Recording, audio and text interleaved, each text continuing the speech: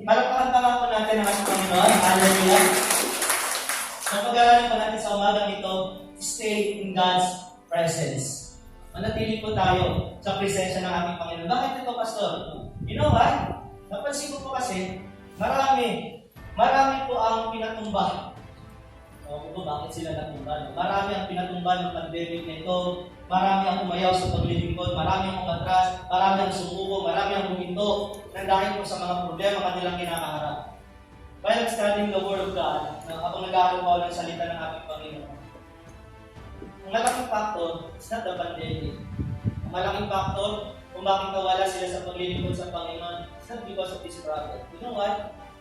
Kundi ito yung presence ng Panginoon. Nawala po sila. Hindi yung presence Lord na nawala, kundi nawala sila sa presensya ng ating Panginoon. Kumala sila sa presence ni Lord. Humiwalay sila, nagtago sila sa presensya ng Panginoon. Binaliwala nila yung presence ni God. Kaya naman, ang kinalabasan, naging mahina po sila sa kanilang pananampalataya. So, napakasakit isipin, maraming mga attendants sa church bumitaw sa paglilingkod dahil hindi po nila maramdaman yung presence of Lord. That's God's fault, no? Kasalanan po nila yun. Bakit? Kasi hindi sila nanatili sa presensya ng ating Panginoon. Ito yung pag-aaralan po natin sa umagang ito. Buksan po natin ating mga libro in Exodus chapter 33, verse 12 to 15. Actually, hanggang 17 po yata ito. Namalin po ako. Then Moses said to the Lord, "See, you say to me, bring up these people as you yourself have not let me know whom you will send with me. Moreover, you have said, I have known you by my name, and you have also found favor in my sight. Now then, if I have found favor in your sight in any way, please let me know your way so that I may know you, in order that I may find favor in your sight. Consider too that this nation is your people." And he said, "My presence shall go with you, and I will give you rest." Take note the verse 14, and he said, ang Diyos po nagsasalita dito, "My presence shall go with you, and I will give you rest." Then verse 15, then he said to him, "If your presence doesn't go with us, do not lead us from here. For how then can we know that I have found favor in your sight, and I your people? It's not by your going with us, so that we and I and your people may be distinguished from all the other people who are to the face of the earth." The Lord said to Moses, "I will also do this thing of which you have spoken, for you have found favor in my sight, and I have known you by my name." Okay, ang ano po dito, ang story po nito, Exodus chapter 33, nag-promise si Lord, dadalhin po niya, actually, the prisoner po nung Wednesday, wala po kayo Wednesday. Amen, yung mga kapatid po dyan, no? Gising po tayo, attend po tayo ng prayer meeting. Amen. At the prisoner po last Wednesday. The story of Moises, yung time that, ito po yung time na kakausapin na po na ni Moises si God. Pilit po niya gusto makita si Lord. Gusto niya makita si Lord ng mukhaan. Pero sabi ni Lord, hindi pwede. No, because of sin. Mamaya may papaliwan ko ba ang nangyari? Hindi pwede. Kaya nga po ang ating Panginoon nagsalita lamang sa pamagitan po ng isang maapoy na kalamang, burning bush. Hindi lang po siya magpakita kay Moses. And, ang sabi ng ating Diyos, ililid mo ang mga tao ito. Napili kita, or you have favored in me, nakita ko yung ito ay aking pinili, at ililid mo itong mga tao ito, dadalhin sa aking pinangakong lupain, sa Kanaan.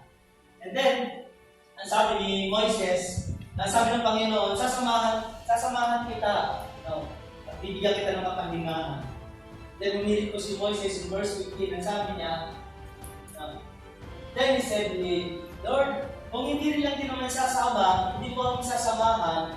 Sa ibang translation, kung hindi man lang din naman kami sasamahan, sa ibang translation naman, kung hindi ka namin mararamdaman, kung hindi nakababaw. Pero mas maganda yun, kung hindi mo kami sasamahan, maaari ba, wag mo na kami pahintulutan na maglakbay. Sapagkat alam ni Moises, without the presence of God, without God, matatalo din sila sa kanilang paglalakbay. Magiging talunan sila. And church tayo, maaari ganun din po tayo sa ating mga buhay. Gumagawa tayo, nagtatrabaho tayo everyday, may pinupuntahan po tayo. Minsan, nakaka-experience po tayo ng failure. You know why? Kasalanan ba ng Diyos? Hindi.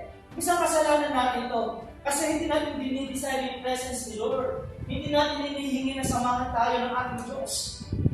Bisa kasi nagtitiwala tayo sa ating mga kakayahan, sa ating sarili na, di ba, malapit lang ito, di ba, kaya ko ito.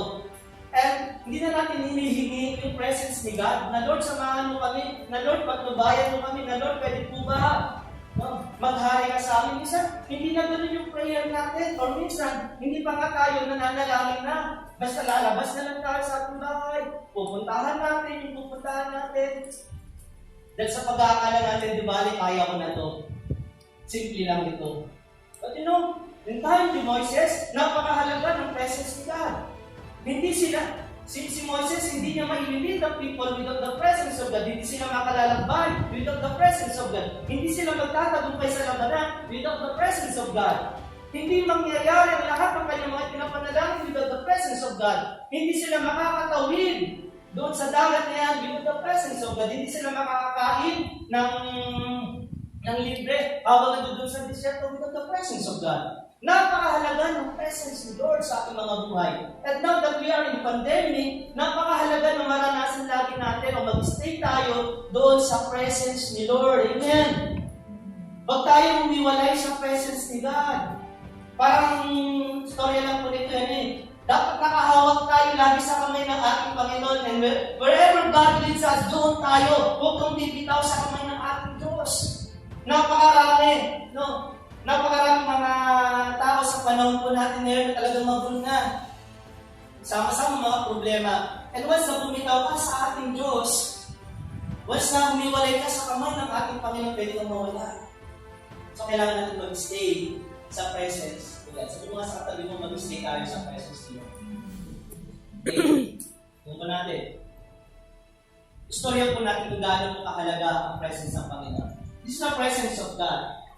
In the beginning, nandun lang po ang Diyos eh. Nandun lang po ang Diyos. In the beginning. Then, He created all things. Nilikha po niya lahat. And then, nilikha po niya ang tao. Lumabas po si Adam and then si Eve.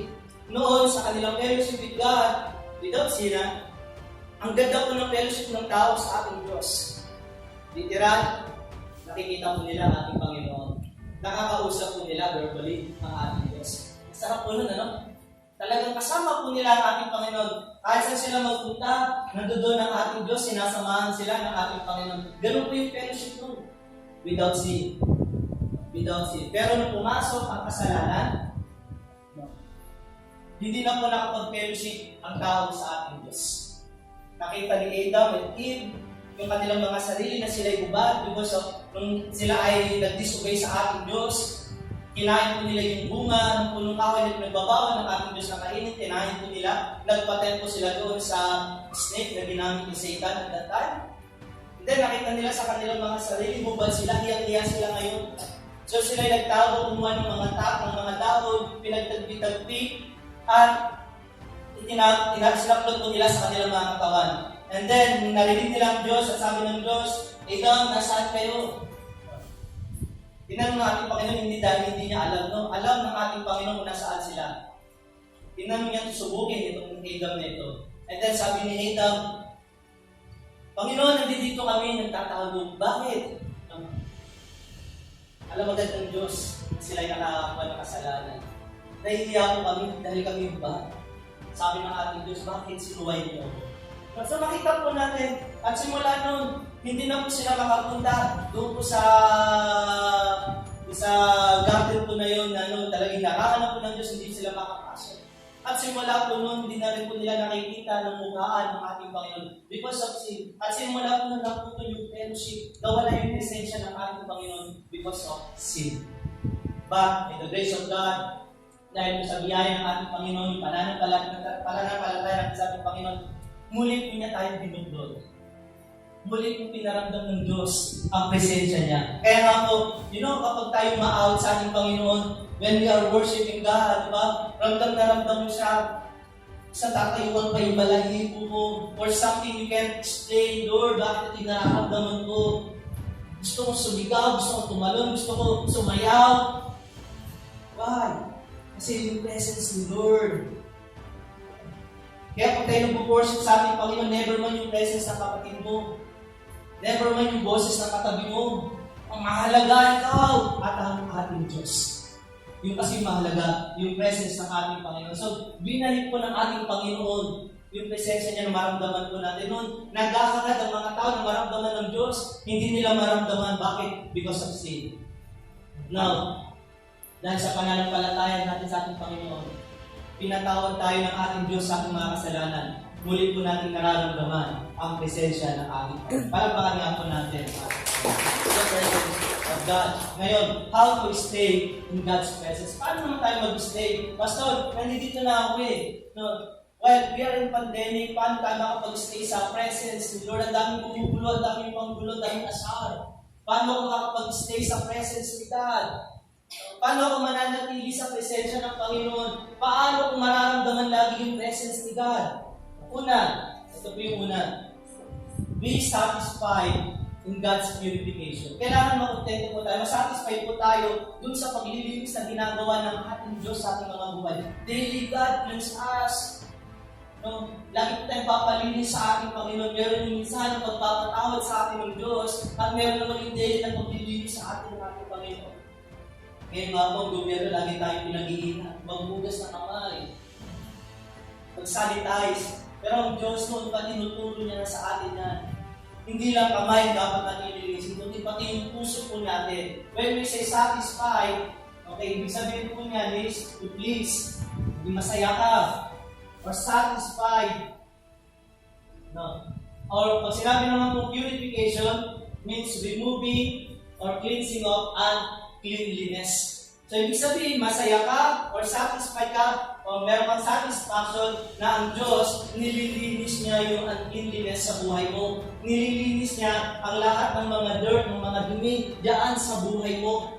Kapatid, mararanasan mo ang Diyos once kapag ikaw ay nalinis na. Mararanasan mo yung presensya ng ating Panginoon kapag malinis na yung puso mo. Amen? Amen. Mararamdaman mo siya. Minsan nagtatanong ka, Pastor, bakit ganun? Umakawit naman ako, nananalangin ako, pero hindi ko siya nararamdaman. You know, the problem is sin. So, kailangan mo nang i-remove ng Panginoon yun. Kailangan mo na niyang i-cleanse. May purify yung puso mo. At kapag once na nangyari na yun, mararamdaman mo na yung presence ng ating Panginoon. Everybody say, presence of God. Presence of God. Mahalaga kasi yun eh, yung presensya ng ating Panginoon. So kapag tayo, kunyari kagabi nakagawa ka ng kasalanan, or Friday, o meron kang tinagod this week, meron kang kasalanan itinatago sa harapan ng ating Diyos. Di ba ang hirap? Ang hirap makinig ng salita ng Panginoon. Why? Hindi mo nga maintindihan minsan o natatakot ka, baka tamaan ka ng sermon, Pastor. O ang hirap din umawit sa Panginoon kapag meron kang kasalanan. Bakit? Ang bilit kasi ng damdamin mo, hindi mo maitaas yung kamay mo, lagi mo naiisip yung kasalanan mo.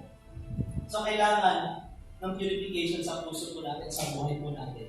Dahil mga kasalanan po natin, ihayag po natin sa ating Diyos. At once na tayo na ihayag natin yung kasalanan kasalanan natin sa harap ng ating Diyos, mararamdaman natin yung presence ni God.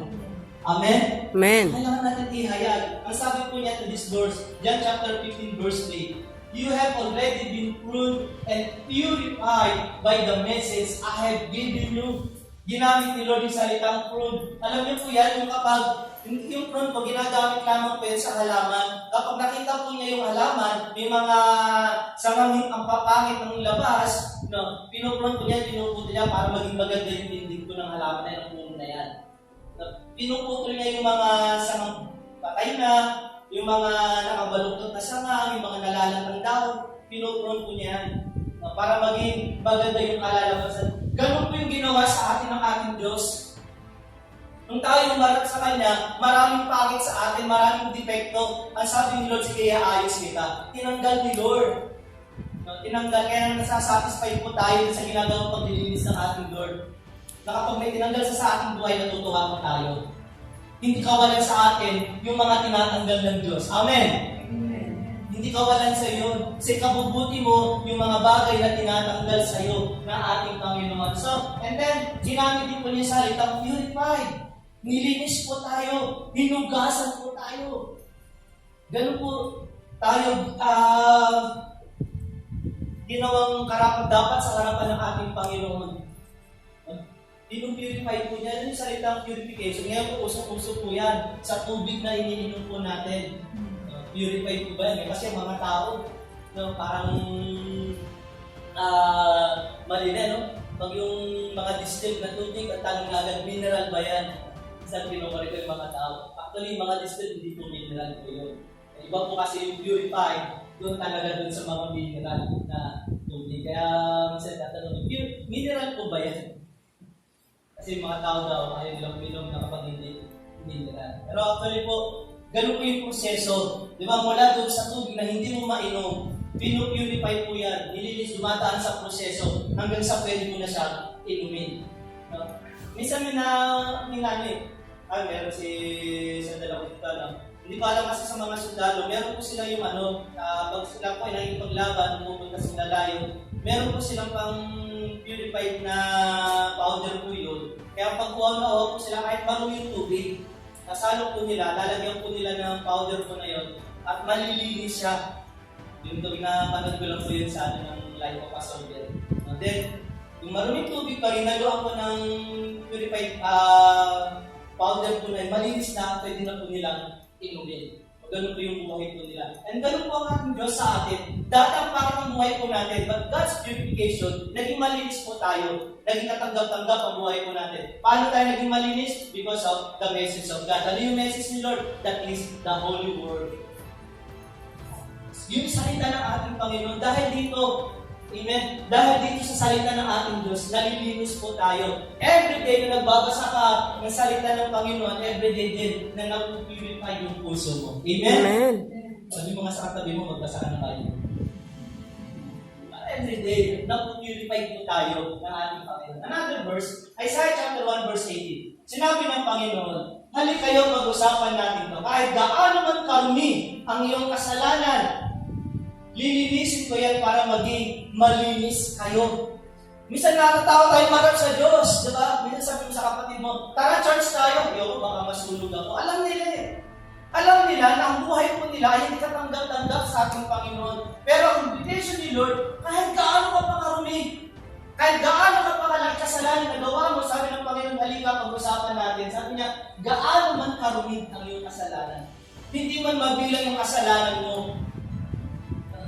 Kahit sabihin mo na, ikaw na yung pinakamasamang tao sa mundong ito. Sabi ni Lord, halika. Ikaw man yung pinakamasamang tao dito sa mundong ito. Ano sabi ng Diyos? Magiging malinis tayo. Lilinisin tayo ng Panginoon. Patatawarin tayo ng ating Panginoon. Kaya sabi mo nga sa katabi mo, huwag kang matakot umarap sa Diyos.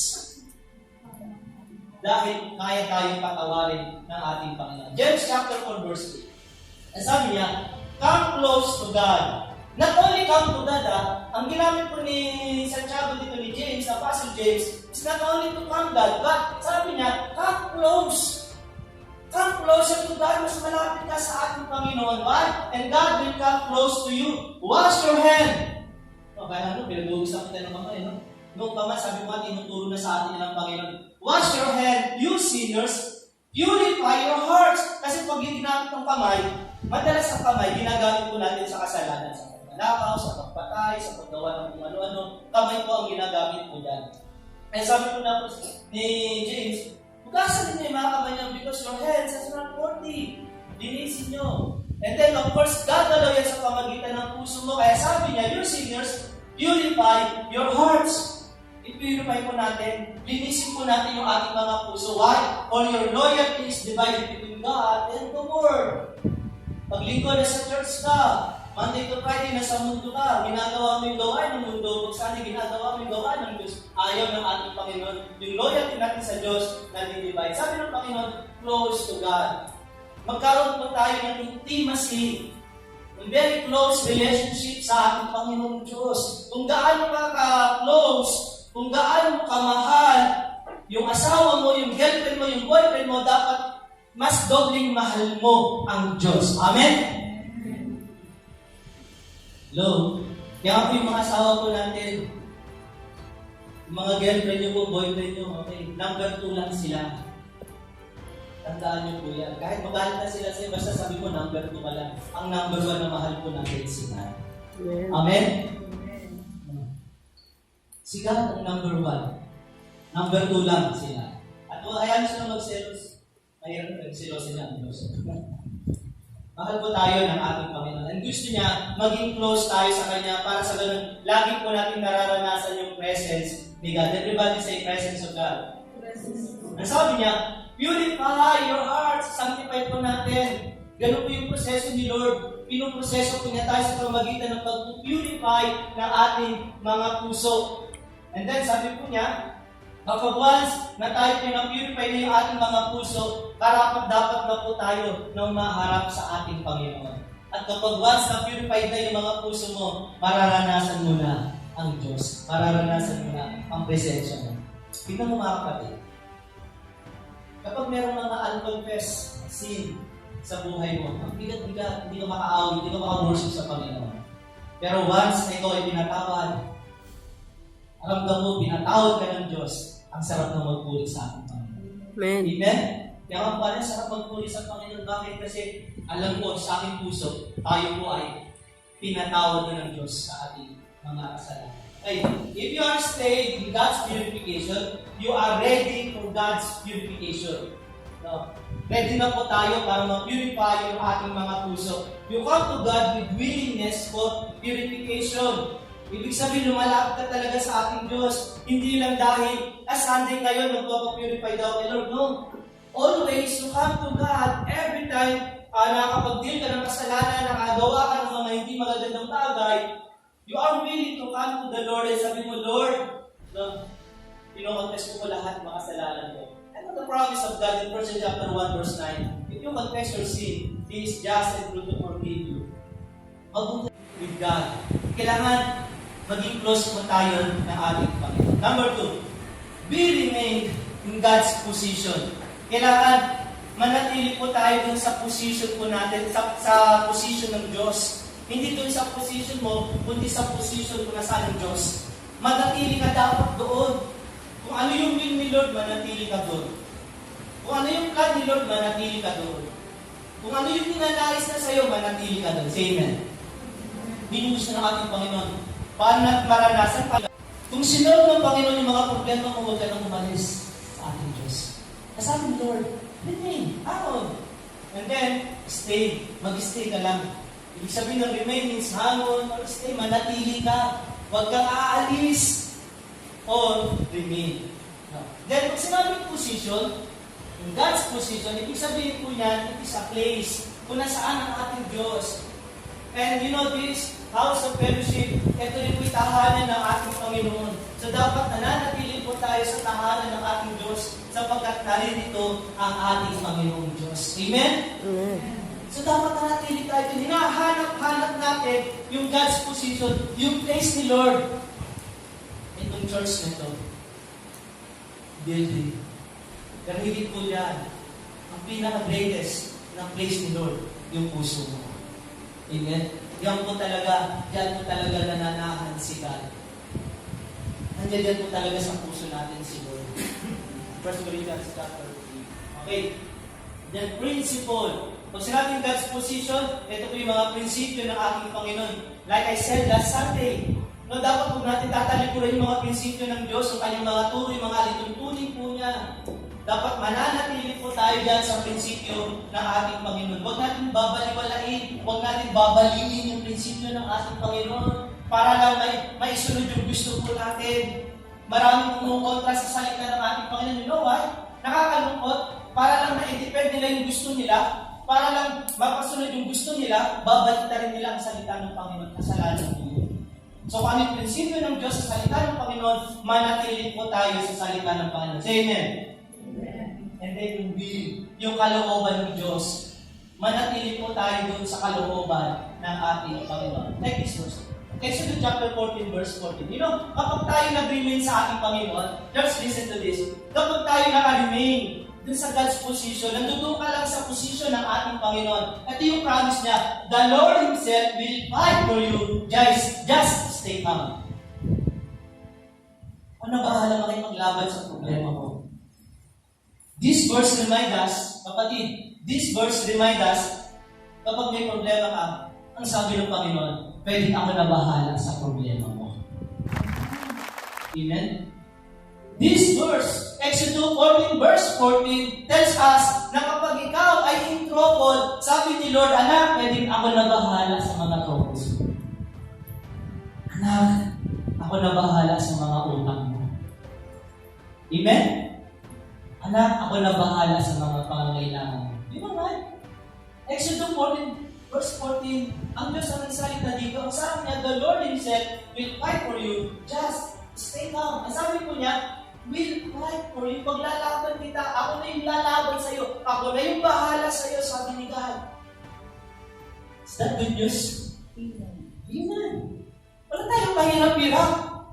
Ang sabi ni Lord, manatili kasi nung nagsabi ng will fight for you, the Lord Himself. Ang Diyos mismo ang nagsabi, anak, ako na bahala. Ako na makikipaglaban sa'yo. Bakit magtatanong ka, Lord, ano ang gagawin ko? Ang sabi ng Panginoon, stay calm. Ano ka lang? Relax.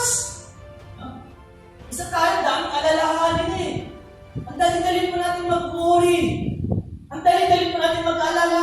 Pero sabi ni Lord, relax. Ano nga sa katabi mo? Anak, relax ka lang. Kapatid, relax ka lang. Relax lang tayo. Kaya natin si Lord ang bahala. Sinabi niya yan eh. Bahala na si God. Basta sabi ni Lord, mag-relax ka. Huwag mong gulihin yung isipan mo. Huwag kang mag-worry. No? Matanda na ako, saan na kaya ako nililibing? Anak, relax! Amen? Ang sabi niya, stay calm means no need to worry for everything. Everybody say, no need to worry for everything. Amen. Wala po tayo dapat ipag-alala. Bakit ka nag-alala?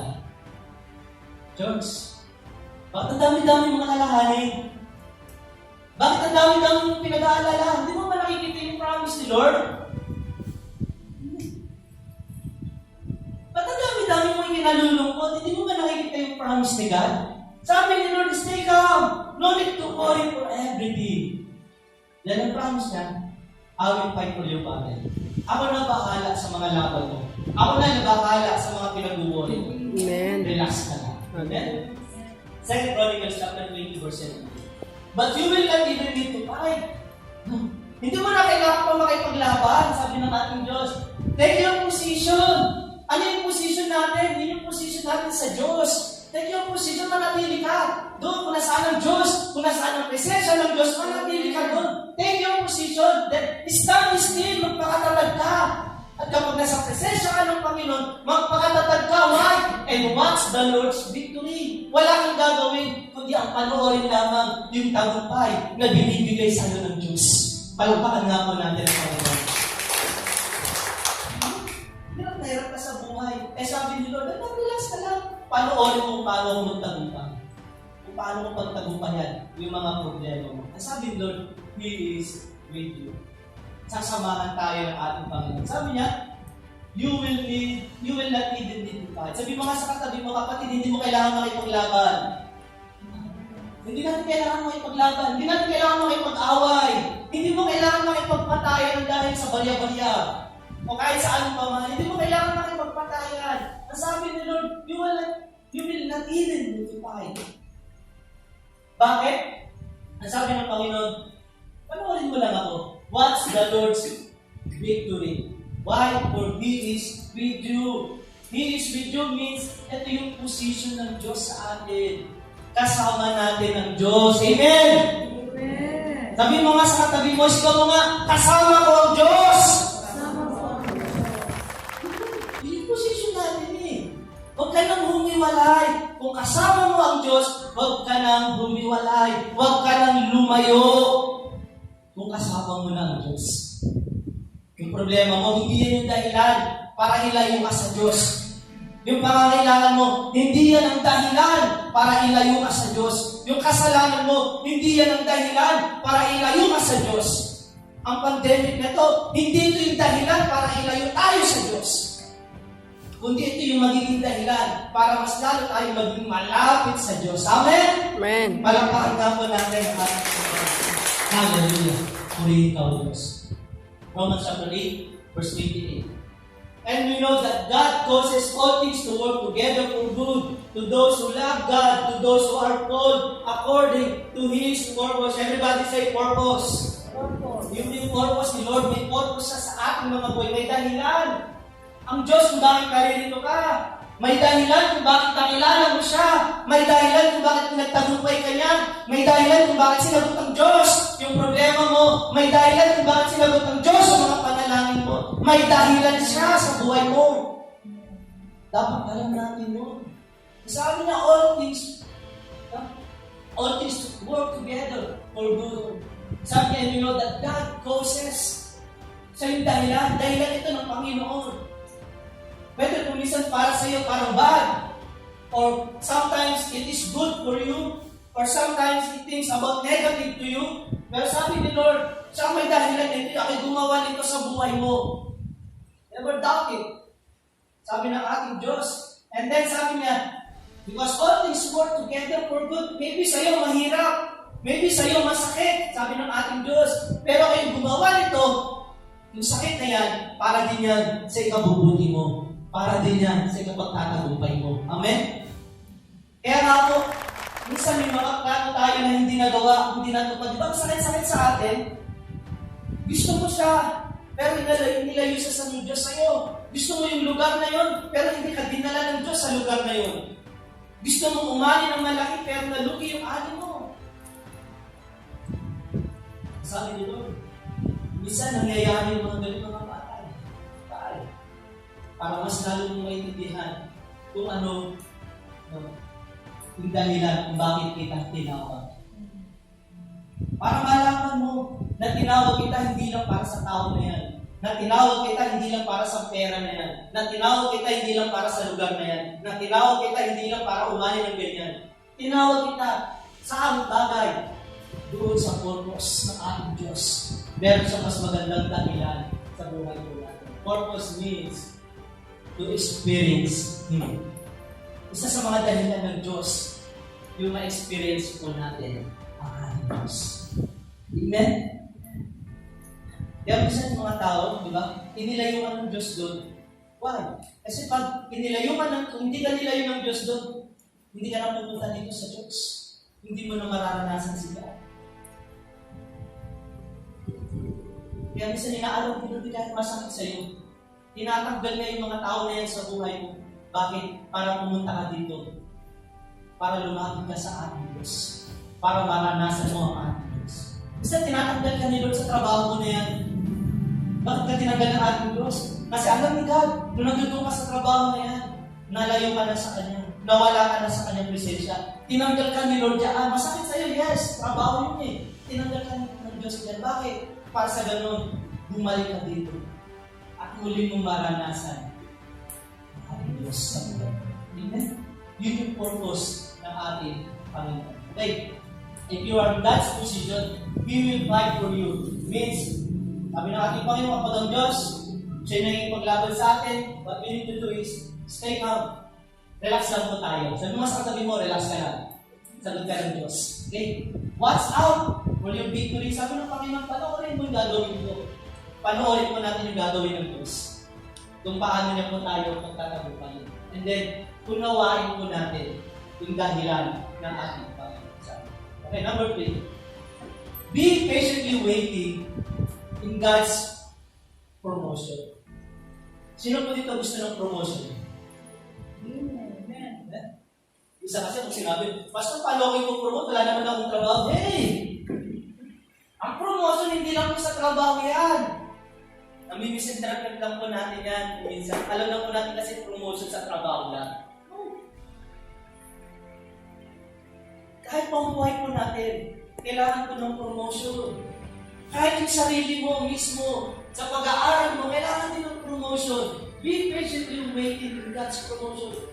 Matyaga po tayo maghintay.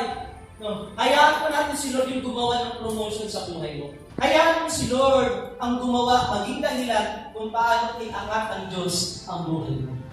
Amen? Church, listen to me.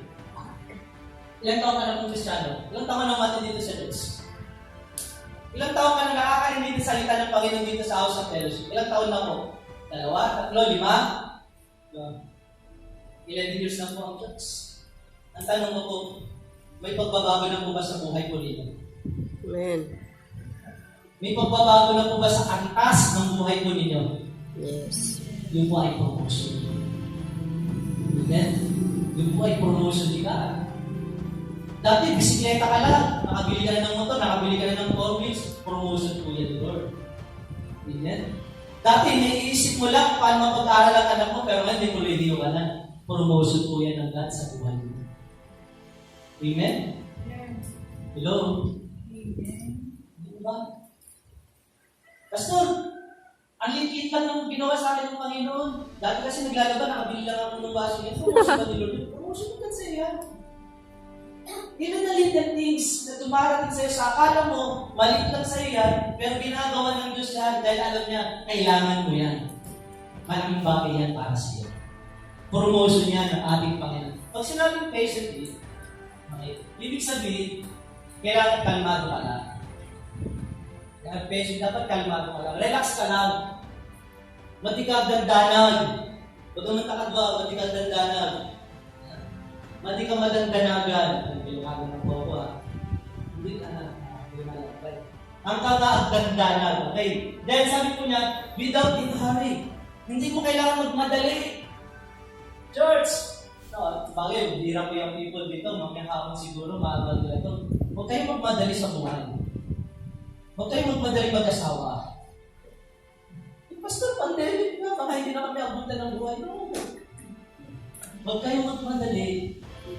Sabi ng Panginoon, be patient. Relax lang. Huwag kayong magmadali magpakasal. Ipon muna. Bago kayo mag-asawa, lagi ko pong advice. May dalawa po akong advice sa mga kabataan. Before na makapag-isip po sila na sila ay makapag-asawa. Ito yung laging in-advise sa kanila. Una, kailangan stable na trabaho po nila. Bago nyo isipin na magpakasal, dapat may maganda na kayong trabaho muna. Hindi yung, anong trabaho mo? Maghahanap pa lang po pagkatapos ng kasal. Huwag ganun. Hello? Sabi mo nga sa katabi mo, huwag ganun. Kailangan bago ka magpakasal, stable mo na trabaho. Then, pangalawa, may ipon na kayo. Amen? Please, kabataan, bigyan niyo muna ng paginhawaan ng mga magulang ko. Para sa ganun, ang blessing sa inyo, sabi ng Panginoon, honor your fathers and mothers.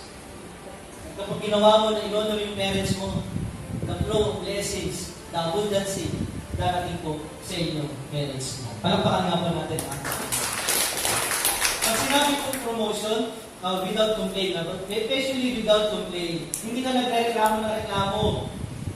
Sa mga naghihintay sa Diyos, sa mga naghihintay sa gagawin ng Diyos, walang reklamador. Amen. Matututo tayo maghintay sa kung anong gagawin ng Diyos. Pag sinabi God's promotion, ibig sabihin po niya, being raised in position. May iaangat yung position mo sa buhay.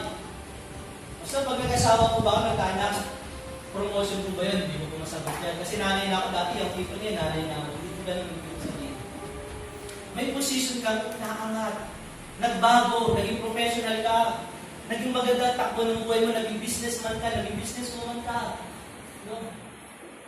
Ang ganda, dilalapitan ka na, naging isang leader ka sa bayan, naging leader ka sa isang ganito. Hindi po yung hindi po yung leader ng bakit, hindi po gano'n na. Naging leader ka sa mga magandang association, na nagtataguyod para ma-educate ang mga tao sa ibubuti ng bansa mo. Ibig sabihin na yung nangyayari. And that is, masasabi po natin, promotion sa buhay mo. Merong growth, may paglago, spiritually, mentally, physically, merong paglago. That is promotion or merong development sa buhay mo. Kaya, church, dati payakit ka, ngayon ganda-ganda ng katawan mo, promotion sa iyo ng Panginoon. Dati tama-tama mo, pero ngayon naka-six-pack ka na, diba? Promotion niya ng Lord sa iyo. Lahat ng kinagaganda sa buhay po natin, promotion niya ng Panginoon. Lahat ng kinagaganda, kinabubuti ng pamilya mo, promotion niya ng Diyos sa buhay. Amen. Amen. Promotion po yan. Dati lagi kayo nag-aaway.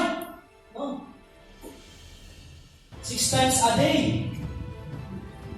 Nag-aaway kayo, mag-asawa, 6 times a day. Ngayon, pastor, isang beses na lang isang araw. Promotion pa rin yan. Pero sana matigil yan. Walang awayan, di ba? Lahat ng magandang nangyayari sa buhay mo, promotion yan ng Diyos. Lahat ng magandang dumarating, lahat ng opportunity na dumarating sa buhay mo, promotion yan ng ating Panginoon. Everybody say promotion. Kaya gusto po natin yan. Sabi po niya in 1 Peter chapter 5 verse 6, therefore, humble yourself under the mighty hand of God so that He may exalt you at the proper time. Sabi ng Panginoon, humble, magpakababa po tayo.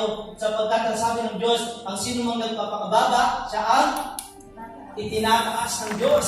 At ang sino mang nagpapakataas, siyang ibinababa ng Diyos. Kaya nga po alam nyo, isa sa mga worship leader before, eto po si Lucifer. Worshipper po siya. Pero dumating yung time na nagka-pride po siya. Gusto niya nang higitan ng Diyos. Gusto niya maging mas mataas ang Diyos. Mas mataas siya sa ating Diyos. Nagpakataas po siya. Kaya ang ginawa, ibinagsak po siya ng ating Panginoon Diyos. So tayo, huwag po tayo magpapataas. Every time meron po tayo na-achieve sa buhay, be humble. Amen? Amen po ba? Amen. Makapunta ka man sa magagandang bansa, be humble lang. Be humble lang. Kasi kumakain naman ng saluyot, be humble lang po tayo.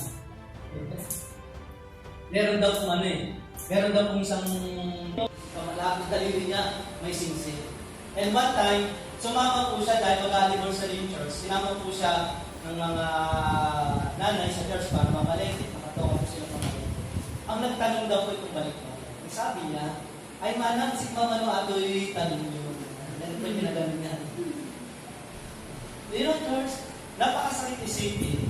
Maraming mga tao sa atin, nang dahil po sa rumangya ang buhay, nakakalimutan na po nila magpakabaka. Mali po yun. Kung inaangat ng Diyos yung buhay mo, yung pagkangat na yan, gamitin mo bilang ikaw ay maging magpapala sa maraming tao. Amen. Kung binibiyayaan ka ng Diyos ng sagana, maraming mga material, maraming mga pera, kapatid, gamitin mo yan para maging pagpapala sa maraming tao. Amen? Amen. Gamitin mo makatulong. Kung binless ka ni Lord ng isang magandang posisyon sa trabaho, gamitin mo yan para makatulong sa kapwa. At higit sa lahat, gamitin mo yan na makapagbibigay kaluguran, papurihan sa ating Panginoon. Amen? Amen. Palakpakan nga po natin ang Panginoon. So sabi niya, therefore, humble yourself, magpakababa lang po tayo. Why? Upang sa ganun, ang Diyos, itaas niya po tayo. That He may exalt you. Itataas po tayo ng ating Panginoon. At kapag tayo tinaas ng ating Panginoon, darating na po yung promotion ni Lord. Remember this, kapag nagpakababa ka, itinaas ka ng Diyos, yun na yung time, darating na yung promotion sa iyo. Ang sabi niya, ito na po yung proper time. Pag sinabing proper time, hindi po yan doon sa sarili mong oras. Hindi po yan base sa panahon mo. Ito po ay base sa oras ng ating Panginoon. It is God's perfect timing. Everybody say, God's perfect timing. God's perfect Yun po time. yung proper time. Time na yun ng ating Diyos sa ating mga buhay. Amen? Kaya sabi nila, magpakababa ka lang. At itataas kita. At pag dumating yun, yun na yung God's timing mo sa iyo. Makikita mo kung paano kita pinagtatagumpay sa buhay. So be humble. Amen. Tignan mo yung katabi mo. Mukha ba siyang humble? Be humble. Sabi mo sa kanya. Okay. John 15 verse 7. If you remain in me and my words remain in you, ask whatever you wish and it will be done for you. And sabi ni Lord, remain. No. Manatili po tayo sa Kanya. At habang tayo nananatili sa Kanya, nananatili tayo sa presence ni Lord, anong mangyayari sa atin? Whatever we wish, whatever we pray, kapag tayo nananatili sa presence ni Lord, kapag tayo nasa presence ng ating Panginoon, di ka bumibitaw, ang sabi ng Panginoon, whatever you wish. Another version, whatever you ask. Sa mas mababang translation, whatever you pray. Amen? Ang sabi niya po doon, will be done for you. Mangyayari para sa iyo. Ulitin ko.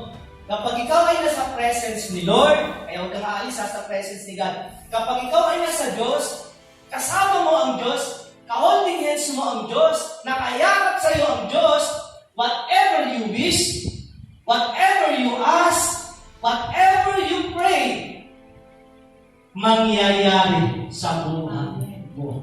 Amen? Palpakan nga po natin. Ganito lang po yan, para mas mapadali ang understanding natin. Sino po mas maganda? Sino po mapapadali maglibre? Yung kasama mo ngayon, o yung hindi mo kaasama na tinetext mo lang, chinachat mo? Sa tingin mo, sino yung mas madali maglibre sa'yo? Of course, yung kasama mo ngayon, ba? Lalo kapag yung nandun na kayo sa Jollibee, kasama mo siya ngayon. Delivery kita. Hindi mo na kailangan mag-chat pa doon sa malayo sa iyo. Siyempre siya rin malapit sa iyo. Sasabihin niya sa iyo, okay, order what you want. No. Sky the limit. Sige lang. Isa kasi mga tao, pag gano'n, pili ka naman. Bakit ganun kaya ang mga Pilipino?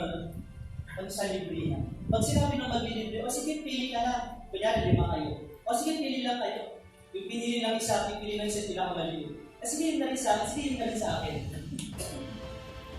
Yung po galing ng mga Pilipino. Pero sa iba, pag sabi, libre ka lang, sige talagang kukunin yung gusto. Ito yung sinasabi ng ating Panginoon. Kapag ikaw ay nasa akin, sabi ng Panginoon, hingin mo lang kung ano yung gusto mo. Amen. Hingin mo lang kung ano yung gusto mo. Kapag kasama mo si Lord, kapag katabi mo si Lord, kapag nararamdaman mo yung presence ni Lord, ang sabi ni God, hingin mo lang kung ano yung gusto mo. At yan yun, it will be done for you.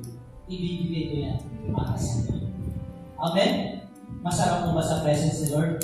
Amen. Amen. Masarap sa presence ni Lord. Palampakan natin natin.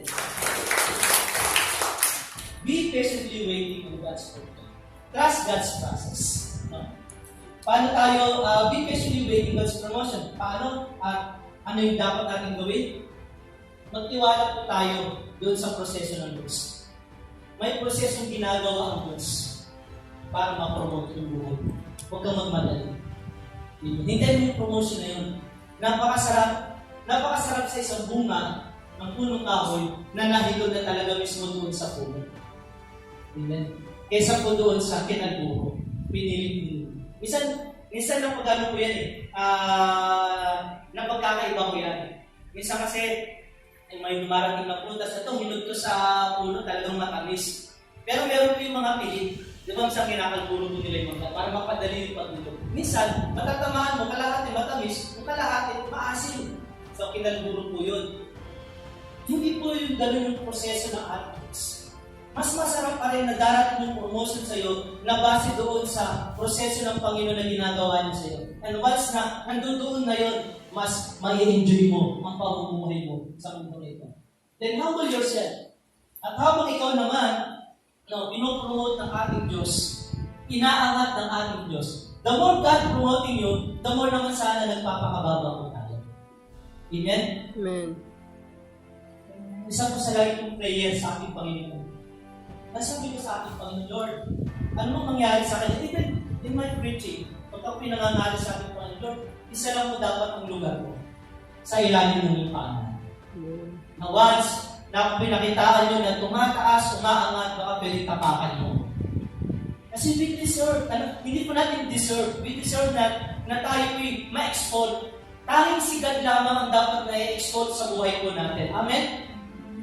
Hindi natin deserve na tayo napapapurihan. Dapat si Lord lamang ang napapapurihan at naitataas sa ating mga buhay.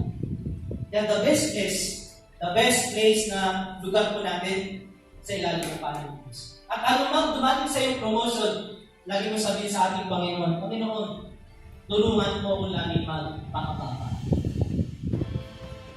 One time, pinamanahan ka ng milyon, laking pera, sabi mo sa Lord, Lord, tulungan mo akong magpakababa. Na huwag akong baguhin ng pera ito. Sa mga nag-a-abroad, mga kapatid, ito rin yung lagi mong advice sa inyo, even sa mga nag-business. Listen to me, church. Huwag niyong hahayaan na baguhin kayo ng pera. Amen. Church, maraming mga nag-abroad, binago sila ng pera. Maraming mga yumaman, binago sila ng pera.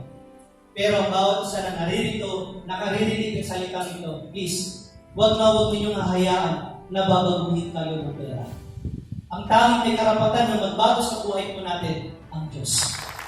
Kaya ako ang Diyos ang magbago po sa atin. Be patiently waiting in God's promotion, remain in God. At habang tayo pinagpapakababa, manatili po tayo sa ating Diyos. Okay, ito po yung pinag-aralan po natin sa umagang ito, how to stay in God's presence, being satisfied in God's purification. Be remain in God's position, be patiently waiting in God's promotion. Kumusta po tayo mga kapatid? Ramdam pa po ba natin yung presence ng Diyos? Amen. Dinidesire pa ba natin yung presensya ng ating Panginoon? Amen. So umagang ito, hayaan po natin na umilos ang ating Diyos sa buhay po natin.